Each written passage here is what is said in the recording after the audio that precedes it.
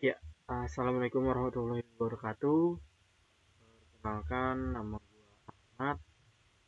Di video kali ini kita bakal melakukan proses instalasi Debian CLI atau Command Line Interface.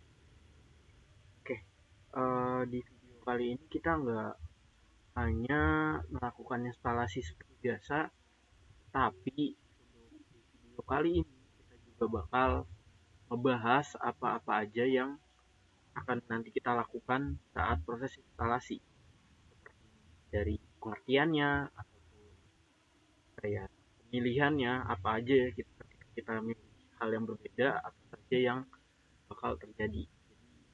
Di video kali ini kita bakal membahas itu. Oke, sebelumnya kita melakukan proses instalasi Debian, itu biasanya kita harus menginstal atau mempersiapkan dulu apa saja yang ingin kita install. Termasuk yang pertama adalah kita harus mempunyai aplikasi yang namanya virtual machine. Di sini kita punya dua virtual machine ya. Di sini ada VMware dan juga VirtualBox. Tapi karena mungkin kebanyakan orang menggunakan VirtualBox, maka dari hal itu kita bakal menggunakan VirtualBox. Jadi bagi teman-teman yang belum ada di laptopnya aplikasi VM, baik itu VMware atau VirtualBox, alangkah baiknya kita install dulu. Oke, karena di sini saya sudah menginstal, jadi saya bisa melanjutkan ke tahap berikutnya. Oke, sebelum itu mungkin ada di antara teman-teman yang masih bingung, kenapa sih ketika kita melakukan instalasi Debian ataupun operasi sistem yang lain, mengapa kita harus mendownload atau harus mempunyai yang namanya virtual machine terlebih dahulu. Mungkin masih ada teman-teman yang masih ada pertanyaan seperti itu. Oke, jadi di sini kenapa kita harus menginstal virtual machine terlebih dahulu? Itu karena virtual machine adalah seperti namanya ya, virtual, yaitu mesin yang memvirtualisasikan. Di sini adalah sebuah OS. Jadi ketika kita di laptop itu punya yang namanya operasi OS Windows, kita punya OS Windows ya. Kita menginginkan misalnya di dalam laptop kita mempunyai dua atau lebih dari satu OS. Kayak misalnya kita punya Windows, lainnya ada misalnya Ubuntu, kali Linux, itu kita mengvirtualisasikannya menggunakan yang namanya virtual machine. Jadi ibaratnya atau bisa dianalogikan analogikannya, jadi seperti kita mempunyai uh, lebih dari satu laptop gitu. Karena di sini kita mempunyai lebih dari satu OS. Tapi cara sistem kerja daripada virtual machine ini adalah dia menggunakan OS di sini tetap menggunakan satu hardware yang sama seperti Windows kita. Jadi virtual machine yang di sini, operasi sistem yang ada di sini juga memakai sumber daya yang sama, yaitu sumber daya hardware laptop dari laptop kita gitu. Oke, mungkin uh, itu aja ya yang bisa saya tahu tentang virtual machine. Bagi teman-teman yang masih bingung ataupun ada pertanyaan, teman-teman tanya di bawah kolom komentar ataupun bisa teman-teman cari di Google tentang apa itu virtual machine atau hal-hal yang masih teman-teman bingung. Selanjutnya kita lakukan proses instalasi ya.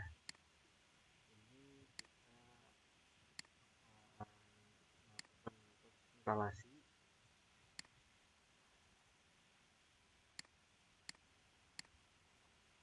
Di sini berarti kita klik ini untuk membuat baru, atau bisa Ctrl N. Jadi ketika kita membuat baru, di sini kita dimintai untuk menamai operating system kita.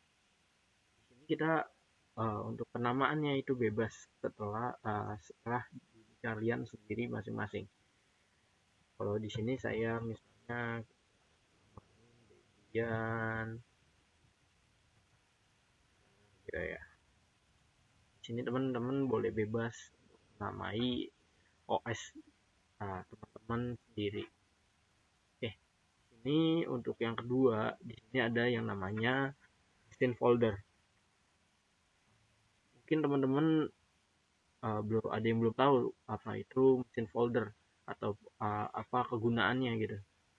Oke, jadi di sini kegunaan dari machine folder atau yang dimaksud dari machine folder ini adalah tempat daripada penyimpanan yang akan digunakan oleh operating system atau OS teman-teman.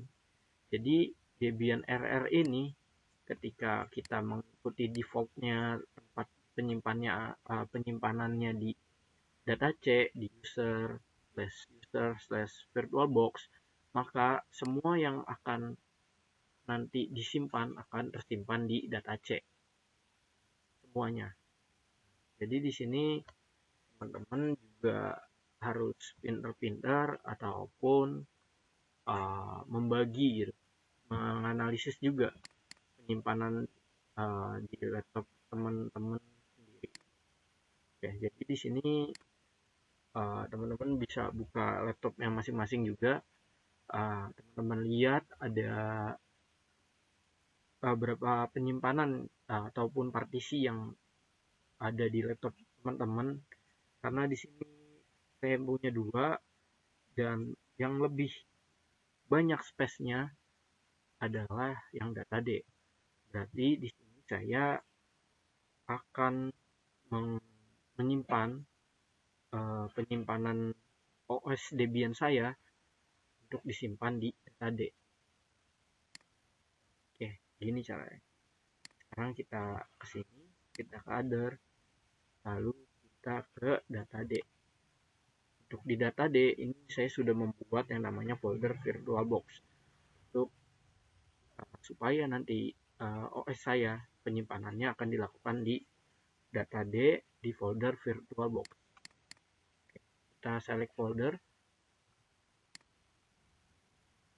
Di sini untuk type Linux-nya adalah Linux, dan juga untuk versionnya adalah Debian 64-bit karena laptop saya menggunakan 64-bit. Oke, kita ke tahap selanjutnya. Di sini adalah pemilihan untuk kapasitas RAM kita, RAM yang akan digunakan oleh OS Debian itu sendiri. Karena di sini saya mempunyai 8 GB atau GB RAM saya, maka di sini saya coba untuk tidak melebihi dari batas hijau yang ditentukan. Karena ini adalah terdeteksi sebagai batas aman ataupun batas maksimal ya, ataupun kayak batas aman pemberian kapasitas RAM pada operating system Debian kalian. Di sini saya akan ngasih sekitar 2 GB. Di sini kita next. Saya sarankan teman-teman jangan sampai melewati batas hijaunya ya, karena ini udah dideteksi oleh sistem supaya teman-teman tidak melewati batas hijaunya. Kita next di sini. Untuk kita create a virtual hard disk now, kita membuat virtual hard disk yang baru. Kalau kita di sini memilih untuk use, ini kita memakai virtual hard disk yang telah ada atau yang sudah ada, sudah eksis gitu. Ini jika kita memilih ini, kita harus punya dulu yang namanya virtual hard disk yang pernah kita buat.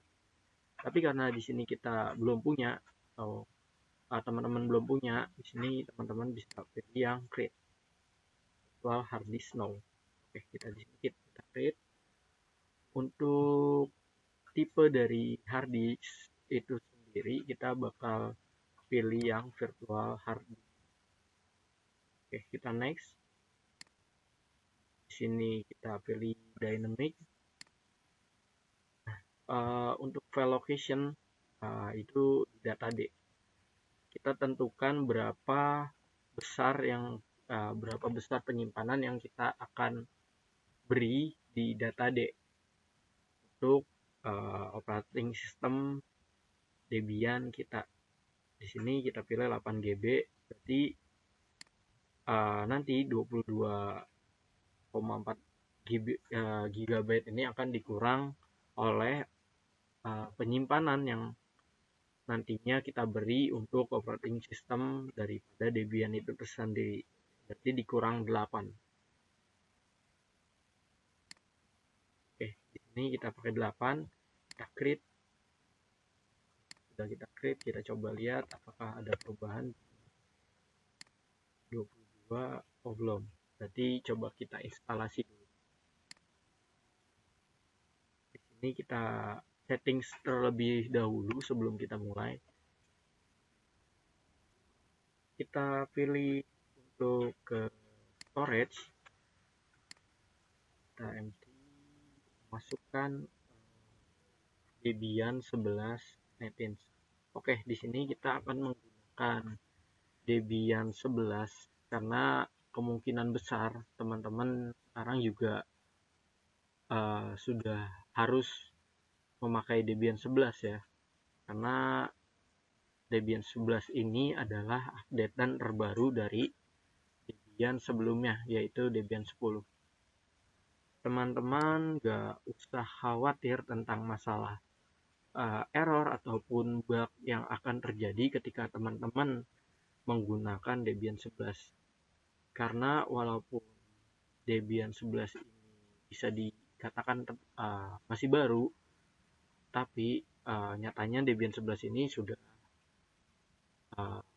rilis dari bulan-bulan sebelumnya. Udah lumayan lama juga kalau kita lihat dari bulannya.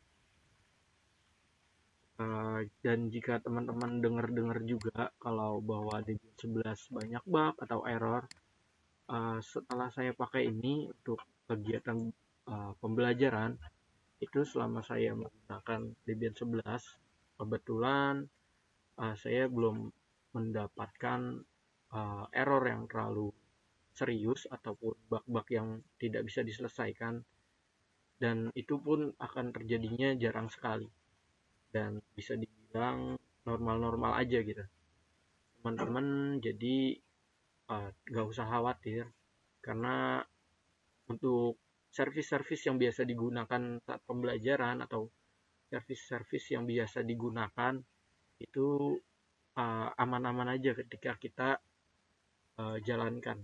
Jadi teman-teman gak usah khawatir menggunakan Debian 11. Oke, di sini kita akan setelah itu kita akan pindah ke network dan di sini kita akan pilih adapter.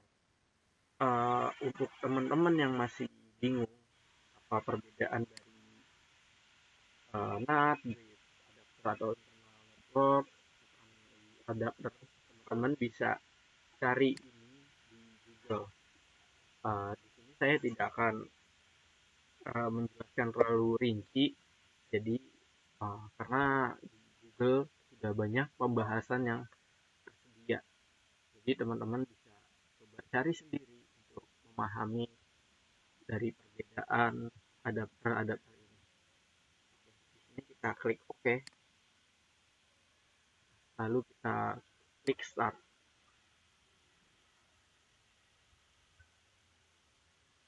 Kita kita tunggu beberapa detik proses uh,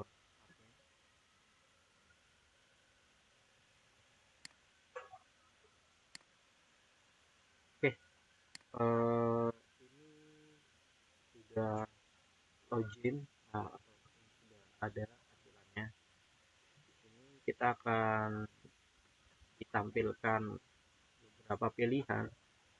Pertama adalah graphical install, kedua adalah install.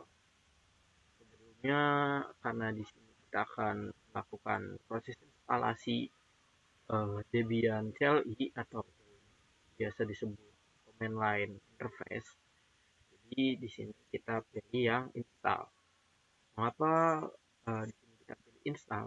Karena untuk yang graphical install sendiri itu adalah cara untuk menginstal sebuah Debian GUI atau Graphical User Interface. Kita bisa lihat di sini perbedaannya terdapat kata graphical, yaitu seperti gambar dari GUI itu sendiri. Jadi di sini kita pilih yang install.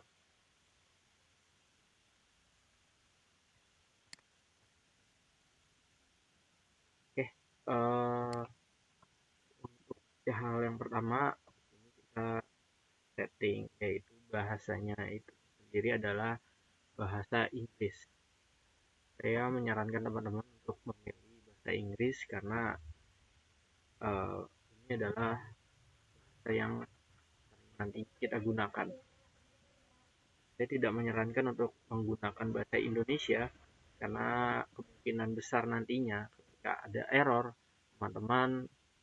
maka teman-teman harus mencarinya di internet, dan kebanyakan user dari Debian tersebut adalah menggunakan bawaan bahasa Inggris.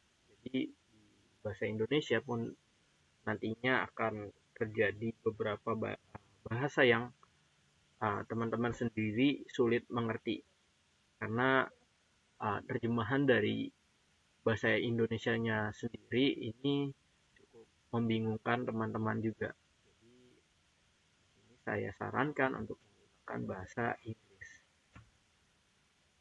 Dan untuk country territorial area kita pilih other karena kita berada di wilayah Asia. Kita pilih Asia, lalu kita pilih Indonesia. Ini country to base default local settings on, kita pilih untuk di US. Keymap-nya kita menggunakan American English.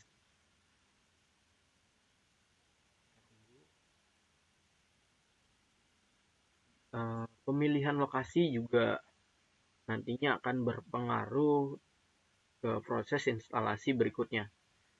Jika teman-teman memilihnya di lokasinya bukan di Indonesia, maka nanti penginstalan selanjutnya zona waktu dan juga repositorinya akan disarankan menggunakan daerah yang teman-teman pilih atau negara yang teman-teman pilih. Jadi saya sarankan di sini teman-teman memilih daerah Indonesia. Oke, kita tunggu proses instalasinya.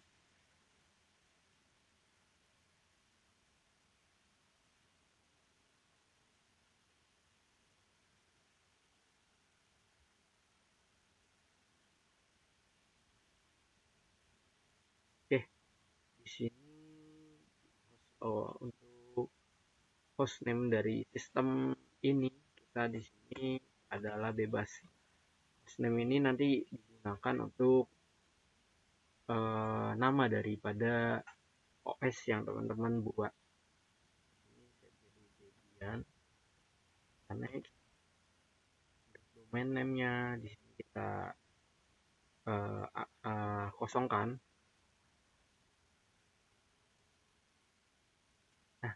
Nah, untuk password saya sarankan teman-teman yang baru belajar untuk tidak terlalu panjang-panjang memberi passwordnya dan juga mudah untuk diingat. Di sini saya pilih untuk menggunakan password 1. Kita lanjut. Ini juga untuk enter verify-nya kita klik 1.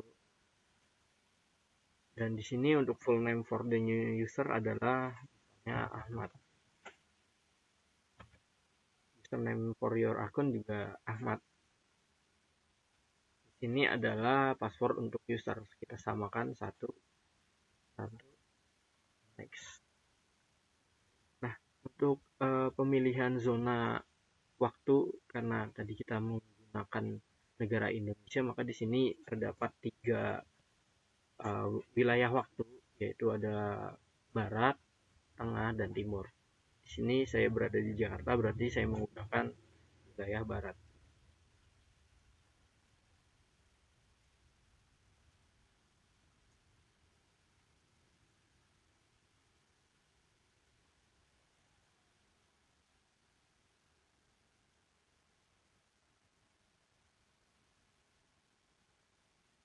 Oke, untuk partition disk kita menggunakan geodot yang paling atas. Kita select. Di sini kita partitionnya kita menggunakan yang all files in one partition untuk yang recommend for new user. Kita finish partisinya. Ini kita yes.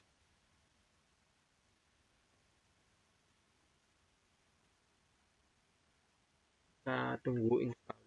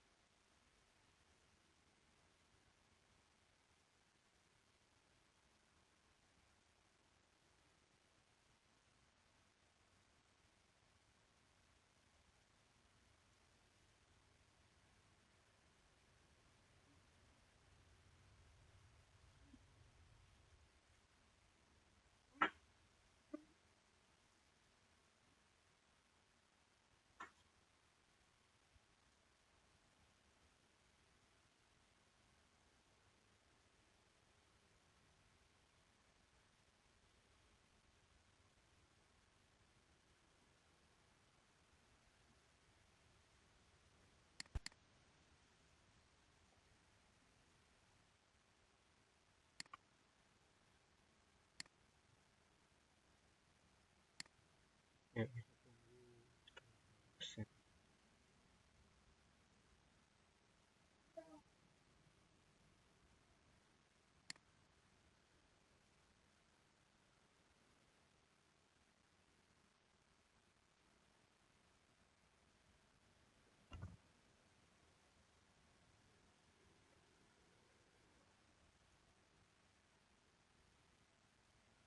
Oke, untuk di sini ada yang namanya scanning your installation media files label.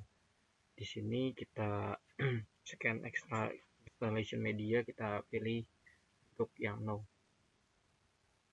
Nah, untuk Debian Mirror country-nya kita pilih yang Indonesia. Dan di sini kita pilih untuk memilih yang dari Kartolo SBY data utama. SBY data utama ini terletak servernya itu di dekat Surabaya. Jadi untuk nanti ketika kita melakukan penginstalan sebuah service, maka yang dituju untuk sebagai tempat server downloadnya adalah server Kartolo SBY data utama.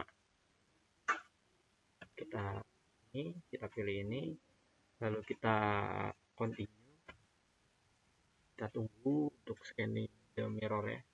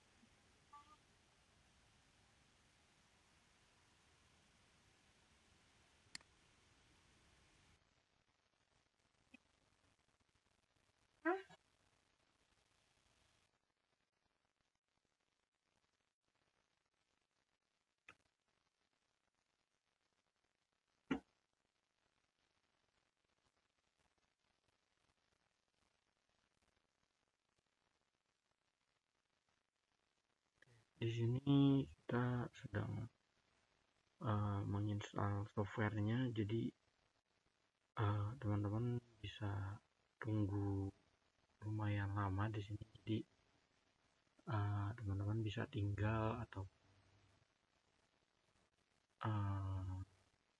tunggu sebentar gitu. Karena di sini ketika dia sedang menginstal software, maka karena banyak mungkin software-software yang ingin diinstal, jadi membutuhkan waktu yang agak sedikit lama. Oke, di sini mungkin saya bakal cepetin ya. Jadi nanti langsung ke tahap berikutnya. Oke, ya, untuk ini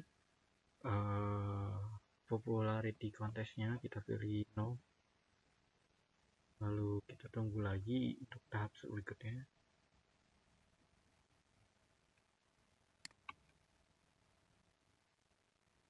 Oke, untuk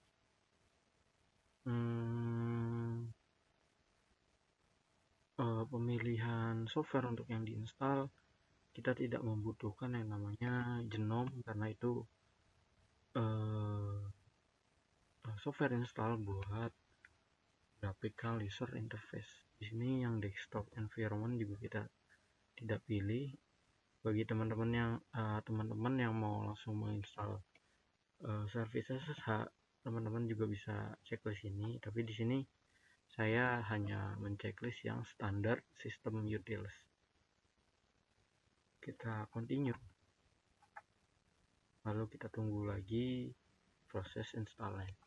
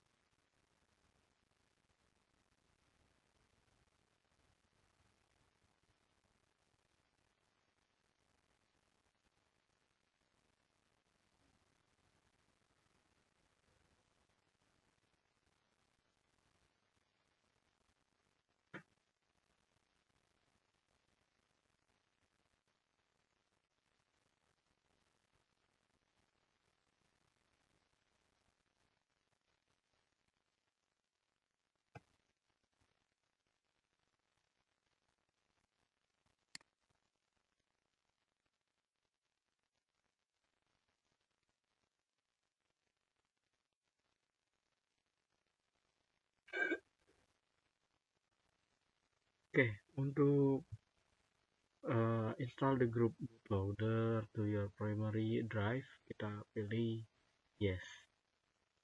Dan untuk device for bootloader installationnya kita menggunakan yang /dev/sda yang pilihan kedua. Di sini kita enter,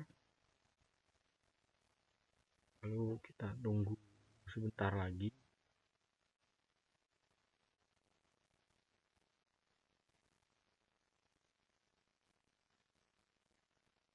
Oke, di sini adalah proses terakhir ya, yaitu finishing the installation. Jadi di sini kita tunggu aja supaya instalasinya selesai.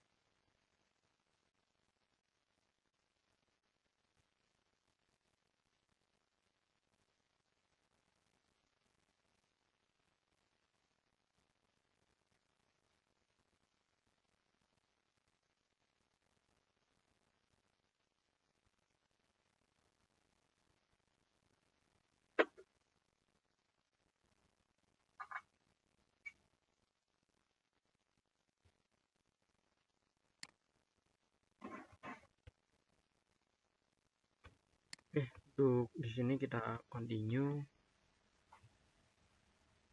lalu kita masuk ke proses bootingnya untuk masuk ke OS dari Debian yang telah kita install.